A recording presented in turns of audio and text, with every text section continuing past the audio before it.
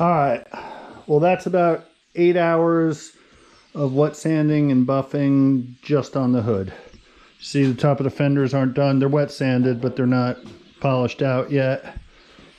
Came out really nice. Got a couple little swirly pigtails, especially on this side. I don't know why. It must have been something in the initial, but this is going to get a white stripe, so it'll be covered up.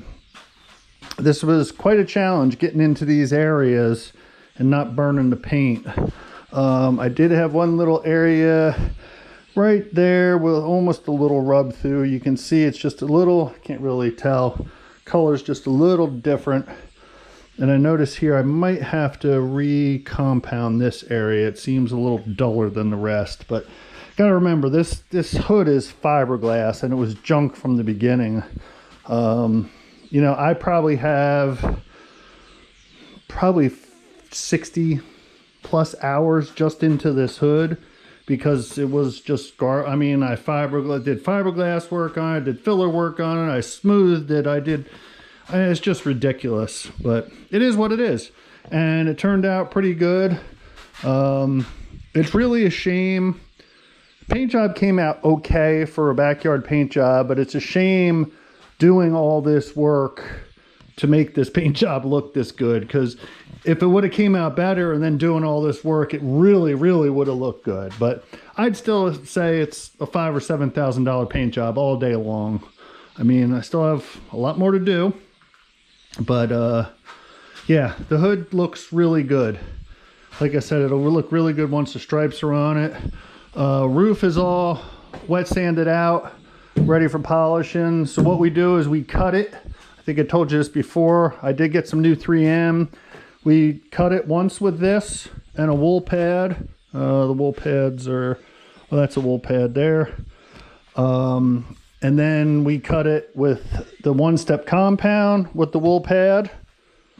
And then we go to what are they called? They are called waffle pads, I think. I think that's what they call them. But yeah, all on the rotary. That just spins. That's all that does is spin. This one vibrates and spins. So we'll do 2 steps. After we do 4 steps, or even sometimes 5 steps of wet sanding and buffing, and then we use ultra finish polish. I have used swirl remover, and I have used high gloss polish. I've used numerous ones on this. See, that spins, but it doesn't, it also vibrates. It's called a dual action sander / polisher. That'll get any swirl marks out. There's definitely no swirl marks. There are a few fine scratches here and there, but I think once it gets out on a good sunny day, you're never going to see that. These lights just literally show everything, which is a good thing, but you can kind of drive yourself crazy. So, all right, like I said, the hood is done. The trunk is done. Got to do the wings still. That's up there. Got to do the mirrors. And then next we're going to start polishing the roof. And then we got to do the sides. So probably another 40 plus hours of polishing. And yeah, then we'll be good and shiny. And then we can work on getting our stripes down this side and on the hood. Not sure if we're going to do decals yet or paint on. I'm leaning more towards the vinyl. I think there's less chance of error. I don't know. Just I don't have great luck painting with dirt and everything, but it is what it is. It'll look good though. All right, when we get the hood done, or the roof done, I should say, we'll show you. All right, all the flat surfaces are pretty much done. Still got to do the sides, but it looks pretty darn good. You can see it's flat like a mirror.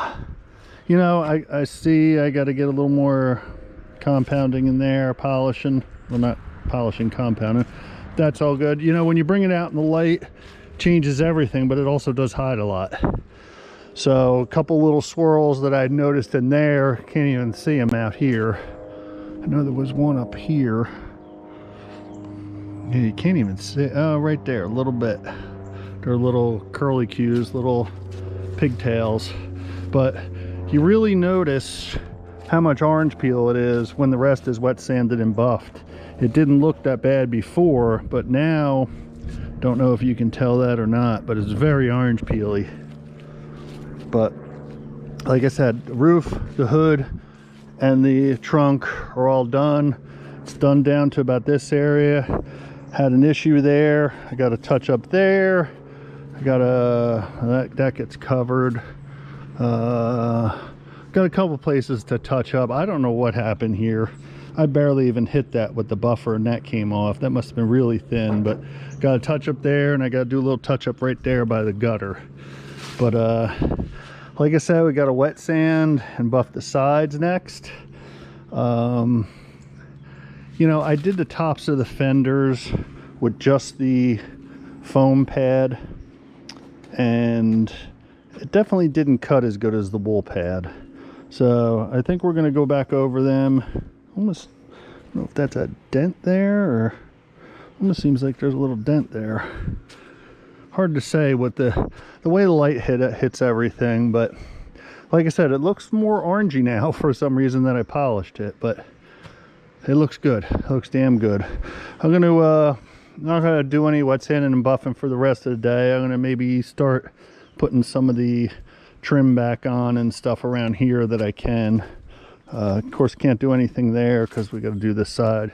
And you can see there where I sanded down to there, and you can see where I didn't get all the sand marks out of there. But it's all right. Coming together. Looking good. Like I said, got to remember it's a backyard paint job, so all in all, it looks really good. All right, when we get a side done, we'll show you. All right, we are about 3/4 of the way done with wet sanding and buffing. All the flat surfaces are done. The driver's side is done. Anywhere we see tape, we have an issue. So along here, this is just sealed, but I do have rub through there that I got to touch up. So this is just sealed to seal the trunk because I did some work in there. I didn't want to get a lot of dust. This won't ever be seen here. A little edge right there and down there.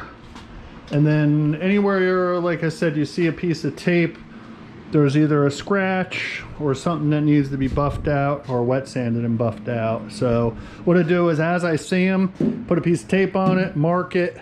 That way I can come back. I already corrected this side of the roof. I think this is about 95% good. I haven't seen anything. As I've been going, I've been trying to really do a lot of attention to detail to get all the fine scratches out of the side. Do have a little bit of rub through right there. Like I said, a couple of places, that's kind of a weird place. I'm surprised that happened, but it is what it is. We have the exact paint, so we'll do some touch up. We'll do some blend in touch up. Of course, the edge of that's under the mirror, but we'll touch that up too so it doesn't rust. And yeah, we are making headway. We're working on the hood latches. Had to do some different fabrication with them. Had to do a little modification. There's that one. That one's painted.